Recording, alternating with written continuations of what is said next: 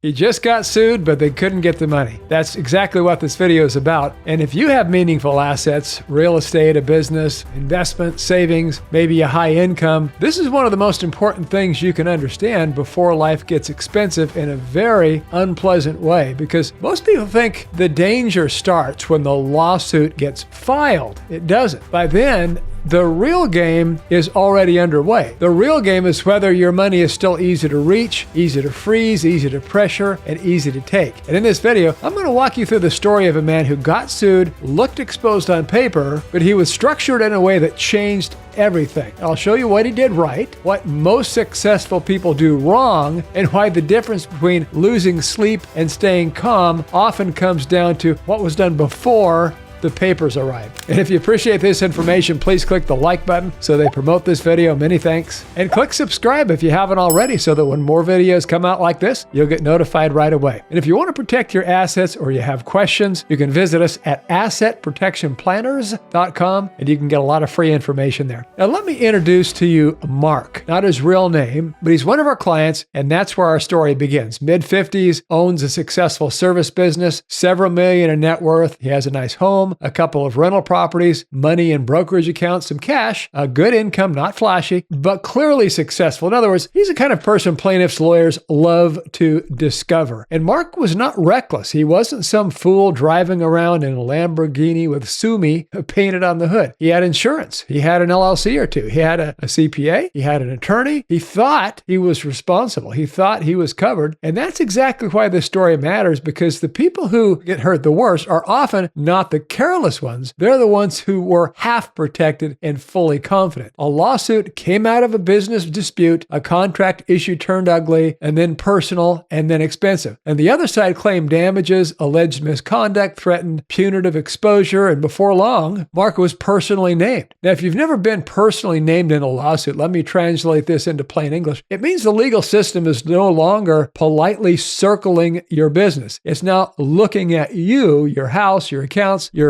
ownership interests, your leverage, your pressure points, your life. And this is where most people start making very bad decisions. They panic. They transfer things around. They start asking, can I move this now? Can I retitle that now? Can I hide this now? And that is usually when they step on a legal rake and smack themselves right in the face. Because here's the counterintuitive truth. Once the threat is real, the question is often not, how do I move my assets? The question is, how many of my assets are still legally reachable without moving anything? And that distinction is everything. Mark understood that because he had done something most successful people delay too long. Years earlier, when the waters were calm, he called us and built a structure designed for pressure, not just paperwork. And I want to explain this early because this is the engine of the whole story. He had a properly structured Cook Islands trust that we established for him, paired with a Cook Islands LLC. And if you've watched this channel much, you know about Cook Islands Trust. And if you've heard people throw these words around online like confetti at a legal parade, let me explain what actually matters. A Cook Islands Trust is not magic. It's not a hiding money thing. It's not a gimmick. It is a legal structure built in a jurisdiction that does not play nice with U.S. civil judgments. That matters because asset protection is not about hoping no one finds your assets. It's about making them hard to take, even if they're found. And the smart way to structure it is not by making yourself helpless. That is where many people must understand offshore planning. When things are calm, the client can still remain the manager of the Cook Islands LLC that we established. It's inside the Cook Islands Trust and maintain practical day-to-day control. In other words, when life is normal, you're not walking around begging some stranger on an island for permission to buy a sandwich. But when danger shows up, lawsuit, creditor pressure, court orders, collection attempts, the structure is designed to separate you from reachable control. And that's why we've set up so many of these. And this is where a licensed, bonded, trusted company law firm steps in only when needed. And that separation matters because calm time control feels good, but danger time separation is what really saves people. And that's the whole point. So when Mark got sued, he did not need to start doing weird things at the 11th hour. He didn't need to wire money in a panic. He didn't need to suddenly discover religion and donate his rental properties to Saint Panic of last Tuesday. He had already created legal distance between himself and the assets plaintiffs' lawyers wanted most. Okay, now let's talk about what happens next, because this is where the story gets interesting. The other side did what they always do. They started looking for leverage, not just truth, not just justice, leverage. And if you've never been on the receiving end of litigation, understand this. A lot of lawsuits are not won by brilliance. They're won by pressure, bank pressure, time pressure, fear pressure, discovery pressure, family pressure,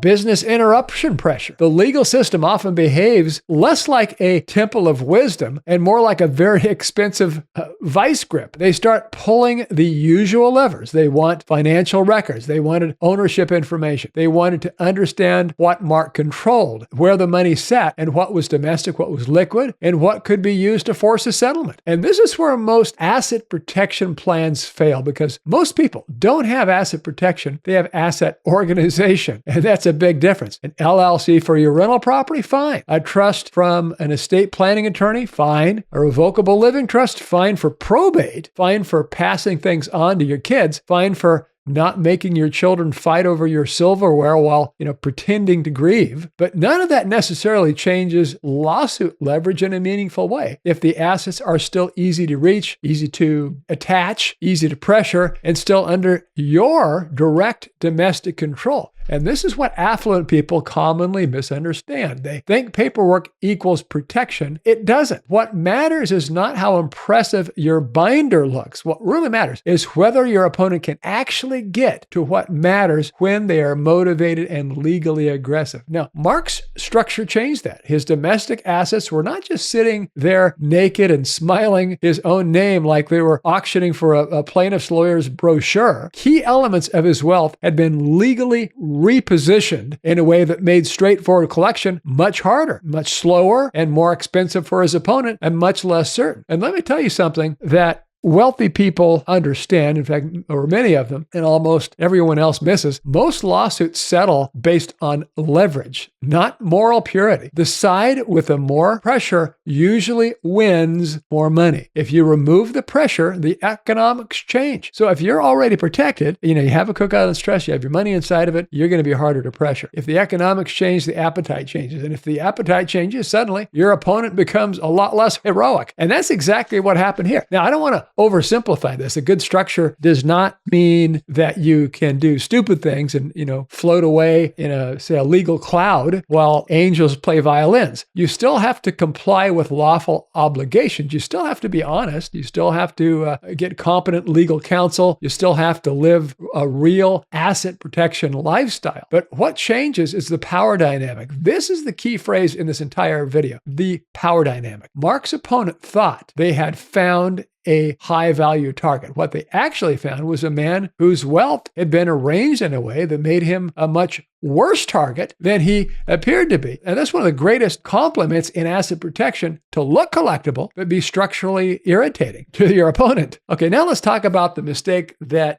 would have ruined this story if Mark had waited. If he had called after getting sued and said, "Hey, business guy, I got a problem. I got to move everything," I would have had to give him the same answer we give people for decades. Timing matters. Timing. In asset protection, timing is not a footnote. Timing is really the whole orchestra. Once a claim is reasonably foreseeable, once legal trouble is active, and once you've got a demand letter, a brewing dispute, say threatening claim or actual litigation, your options narrow dramatically, not to zero, and we can still protect you, but because the law doesn't like it when people start running around with buckets after they've already seen the smoke. Judges tend to notice that, and that's why the affluent people who get this right, who do this right, don't wait for certainty. They act when the sky is still blue, because successful people are often visible long before they feel threatened. The doctor with a clean record, the real estate investor with multiple properties, the business owner signing personal guarantees, the high earner with a spouse in a rough patch, the contractor, the landlord, the entrepreneur, the guy with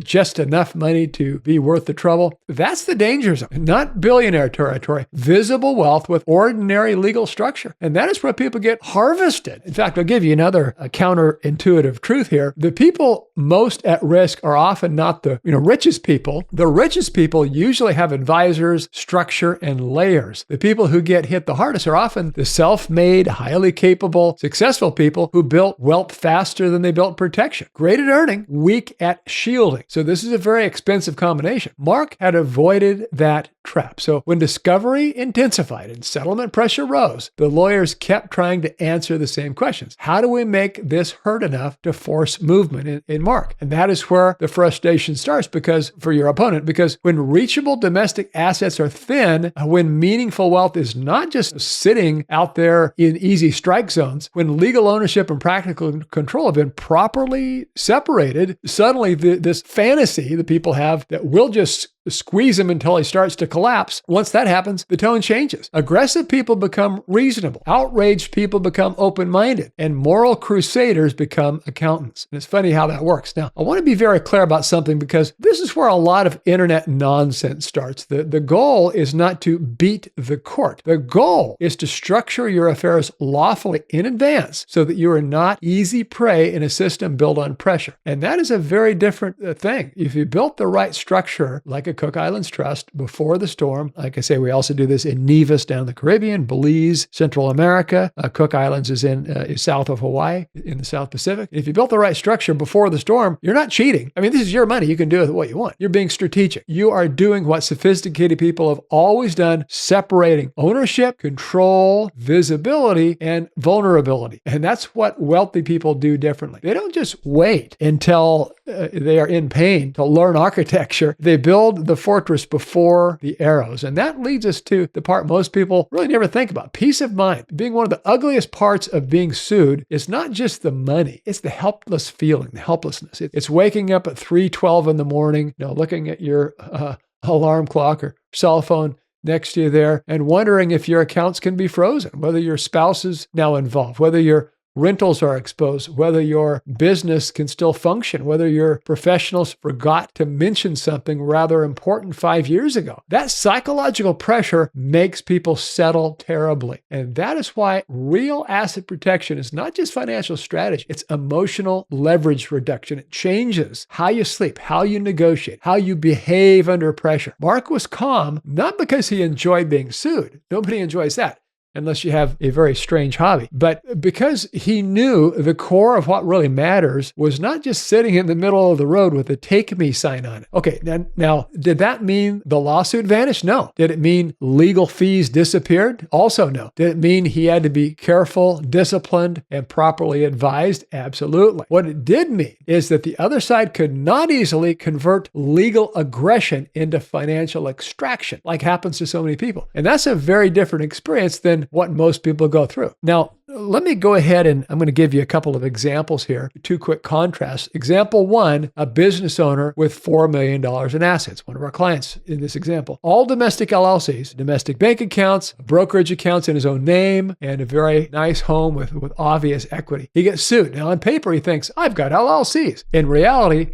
he has convenience wrappers. The pressure comes fast. Discovery comes fast. Settlement fear comes fast. He feels rich for about 12 minutes. Example number two, another business owner with similar wealth, but his meaningful exposure had been strategically layered. He called us. Real estate is not just sitting there naked. Reachable cash is limited. Offshore structure exists. Control is designed intelligently. Pressure points have been anticipated. Same net worth as the other guy who didn't protect himself. Entirely different legal experience. And that's the difference between having money and having defended money. Most people only work on the first one. And if you're watching this and thinking, okay, but what if I already have some structures in place? And the answer is good. That's better than nothing. But don't confuse some paperwork with pressure-tested architecture. That's what matters. If your structure only works when nobody cares enough to attack it, then you do not have structure. You have a cost shoot. And that is where I'll say something I've said for years. The best asset protection plans are not the ones that look the most sophisticated to your friends. They're the ones that still make sense when your opponent is angry, funded, and highly motivated. That's the standard. So that's